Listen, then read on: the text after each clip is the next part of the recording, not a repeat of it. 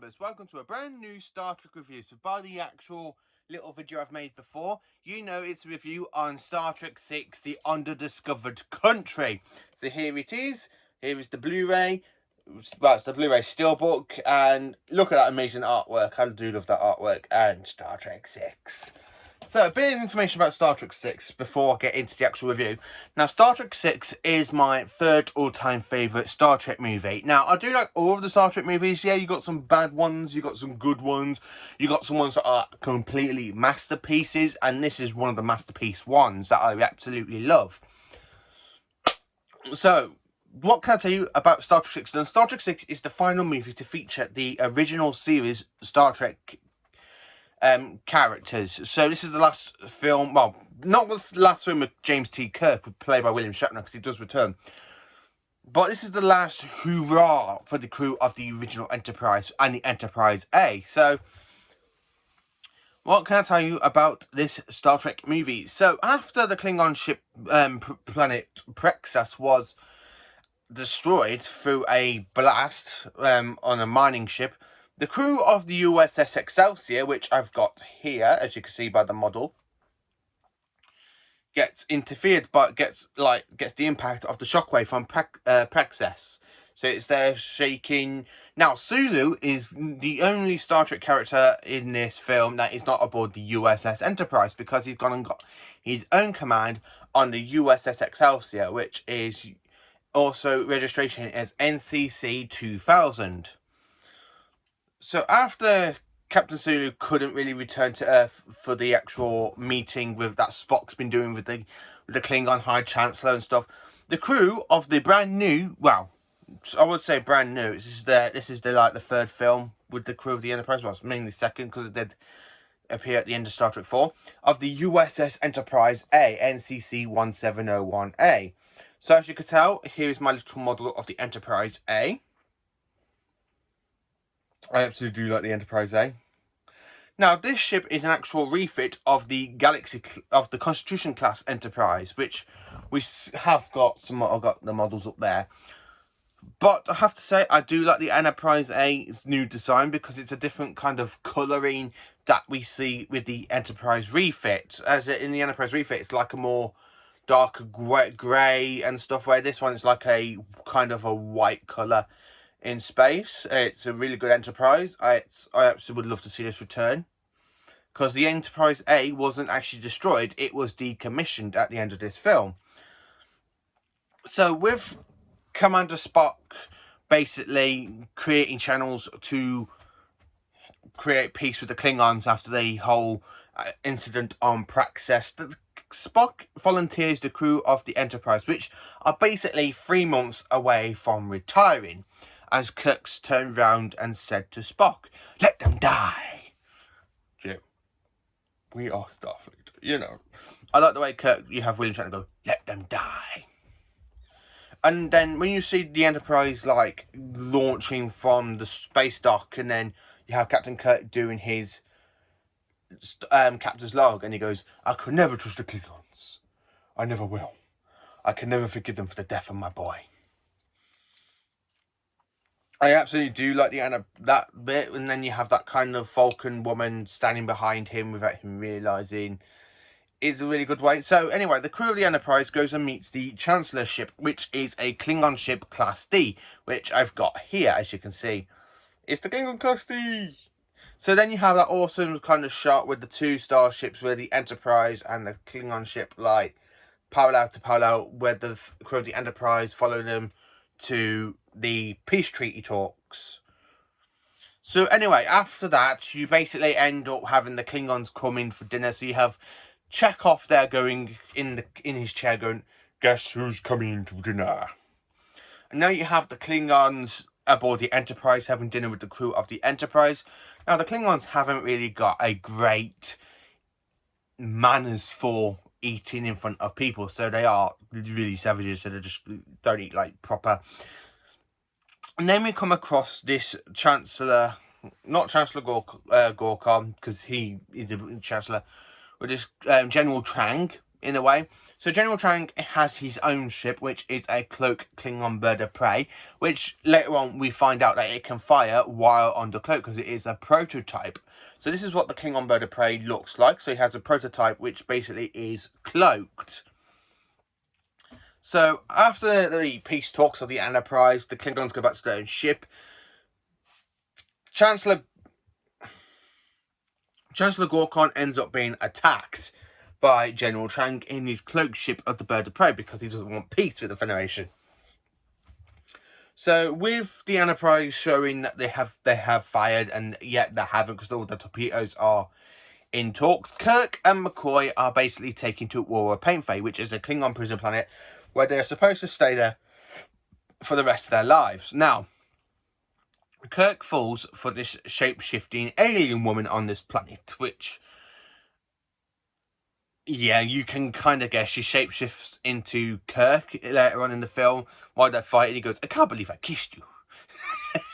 I like William Shatner in this film. He's really good. So then when he gets about to get the answers, the Enterprise crew beam him off for a Penfey, and he goes to Spock saying, No, I nearly had the name Spock. If you want, Captain, I can always beam you down. And McCoy's like, no, it's too cold.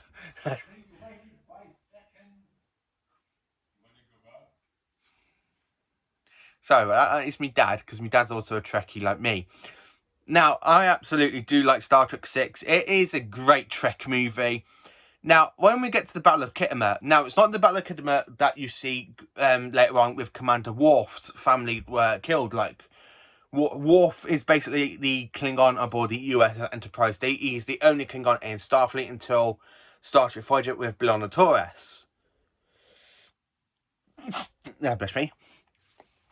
Now, I absolutely do like the Battle of Kittimer because not only do we have a cloaked Klingon bird of prey that can fire under cloak, it also attacks the Enterprise. So General Chang, like, going through the con, thinks then, I can see you, Kirk. Can you see me? And then when you have Kirk going, Chang, and he goes, be honest, Captain. You do prefer it this way, don't you? As it's meant to be. Warrior to warrior. No peace in our time. Old friend. And he goes, tuck by, tuck back. Like fire. And then the Klingon ship just fires straight into the Enterprise's hull. So when Kirk goes, back us up. And he goes like that. And moves the Enterprise backwards. He goes, tuck, not goose. Which means, what's she doing in Klingon language? And then Kirk just goes, what's she waiting for? To answer Chang is presenting, why are we backing off? And I love the whole bit with this battle because halfway through the battle between the Enterprise and the cloaked Klingon bird of prey, which is the prototype, Sulu comes in the Enterprise in his own Excelsior, coming in full speed, like, he goes, are we there? No, sir. Come on. She will fly past. Fire apart. Now, I love it when you have the whole bit with the Enterprise and the Excelsior against the Klingon bird of prey, because General Chang is there, and when he sees the Excelsior coming, he goes, ah, the game's afoot, huh? And he does that, like, pointing to fire on the Excelsior. So when he fires on the Excelsior, he hits round about here on the starboard. So it hits and knocks the Excelsior's bad power literally off. So the Excelsior crew end up being, like, evacuated with smoke coming out. And then he takes his turns on the Enterprise again. So when Kirk orders a special torpedo to be made that can actually be used on a Klingon ship because of the neutron gas that is created by a cloaked Klingon bird of prey. So Spock and McCoy end up making this torpedo, and it tracks down the Klingon bird of prey, and it actually blows up on their bit. So when you see Kirk saying, fire, target, fire, and then Sulu, target explosion and fire. I absolutely do like the way with the Enterprise and the Excelsior blowing up the Klingon bird of prey is absolutely a great bit. So when you see the Enterprise and Sulu ship the Excelsior like that, and then Sulu backs off to go to his mission, even though he says, it's great to serve you. See you in action one more time, Captain Kirk. I absolutely love it where you see the Enterprise continue on that point, and then you basically have them being recommissioned to Starfleet so they can be decommissioned of the Enterprise A.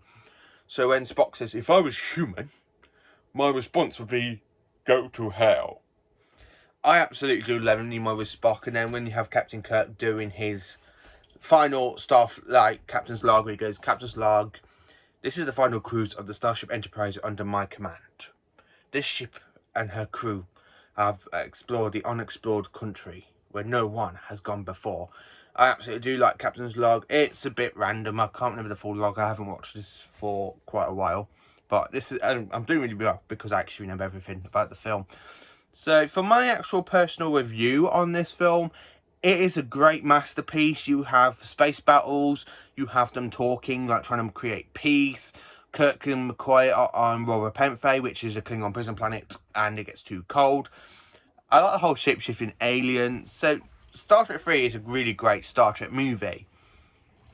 Star Trek 6 is the great movie of all time. It's my third favourite Star Trek film after Star Trek First Contact, which is my all-time favourite Trek movie. And, of course, Star Trek 2, The Wrath of Khan is in second place for me. And then this is third place because I absolutely do love these three films. These are my top three Star Trek movies, and they will always be because these are genuine masterpieces. Star Trek 6 is specifically a undiscovered masterpiece. It is a great film. It's one of the best Trek films. I mean, I absolutely love it. And it also has Michael Dorn in this playing one of Commander Worf's great grandfather in a way. I personally do think it's that because it does have the actor Michael Dorn who plays Lieutenant Commander Worf in Star Trek Next Generation and Star Trek Deep Space Nine.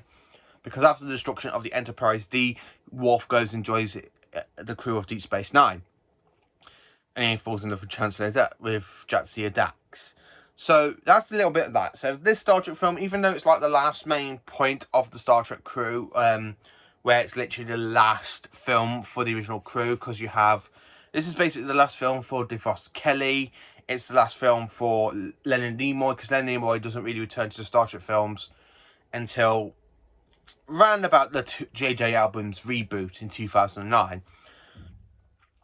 William Shatner does return to the role of Captain Kirk for one last time, and it is a good film, that one as well, Star Trek Generations, where we have Captain Kirk and Captain Jean-Luc Picard coming face to face and fighting against Solon, which will be another Star Trek review later on at some point. So Star Trek 6, The Undiscovered Country, I have to say it's one of the greatest films for me. It was the first Star Trek film I actually ever watched with my dad growing up. Now, growing up, I was into the Next Generation, Deep Space Nine, and Voyager. I never really liked the original series. In fact, I still don't. I really need to try and rewatch all three seasons of the original series because I really find it outdated and not very good now. Even though I have give it a good try. It's very good for watching for Leonard Nimoy because he's great as Spock, and he does when he returns to Spock later on in the J.J. Abrams timeline.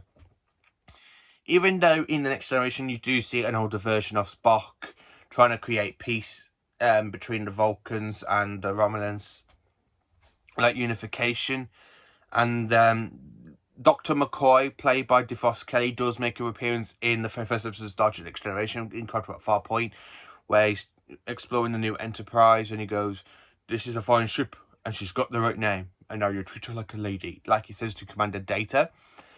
So Star Trek 6 is basically the last film to feature, as I said, the original crew of the Enterprise. Even Sulu is in command of the USS Excelsior NCC 2000. It's the last point, and it's the only time we actually see an Enterprise get decommissioned in Star Trek, because before Enterprise came out and TNG, mainly the only other Enterprise we see was the Enterprise refit, which was USS Enterprise NCC 1701 Constitution class, and Captain Kirk activates the self-destruct on that ship. So basically, the original Enterprise basically gets blown up after 25 years of serving in Starfleet. Yeah, so Kirk goes and blows up that Enterprise, and then they give him a new Enterprise, the Enterprise A. I do have to say, I think that's not a great way to promote an admiral who's just been promoted to captain. Oh, right, that's okay, we'll just give you another Starship Enterprise. Oh, yeah, okay, that's going to teach me a lesson, ain't it? That's the way I have to say. Star Trek 6, I have to say, I love the whole battle between the Klingons. Chancellor Gorn, I think, is one of my favourite Klingons. If I was going to rank the main general Klingons, he will be probably in the higher 10 list, because ranking all the Klingons, you got so many different Klingons. You got the Duras, you got the Duras sisters, Lana and B'Etor. You got so many different Klingons because they're all great massive species. They're warrior race. I love the Battle of Kittimer. Now, when I watched Next Generation and they were talking about the Battle of Kittimer for Worf to lose his parents in the middle of a Romulan attack, I always thought it was going to be Star Trek 6 when you hear Kittimer, but it turns out to be the same planet but a different point in time. So I find that really, really confusing in a little bit of a way, because I would actually like to see the Battle of Kittimer between the Romulans and the Klingons. So let me know in the comments what you think of Star Trek 6. Do you think it is one of the masterpiece films for you? Is it one of your favourite Star Trek films? For me, it's my third favourite. I have to say this honestly, it's a great Star Trek movie. If you haven't seen Star Trek 6, The Undiscovered Country, I do recommend it, because it is a great way to review the original series crew. Now, personally, I do like the original series crew in the actual films. I think they're a lot better in the movies than they are in the actual original series about it. I mean, that's my personal opinion. I have to say, I do think like Captain Kirk and the rest of his crew are a lot better in the movies instead of the TV series. But the only character I think is actually as good in the original and as well as the movies is Mr. Spock. I absolutely think he's absolutely great in those two. He's the only character that I think is absolutely great in the original series and the films, but the rest of them, I do say they're a lot better in the films than they are in the movies, but that is my opinion. So sit there with your communicators and join me later on today for another Doctor Who video after I've finished work. So there will be a Doctor Who video coming out later tonight, and I hope you look forward to that. So join me for the Doctor Who video that will be out later on today, and I hope you all have a great day and enjoy this review on Star Trek 6, The Underdiscovered Country.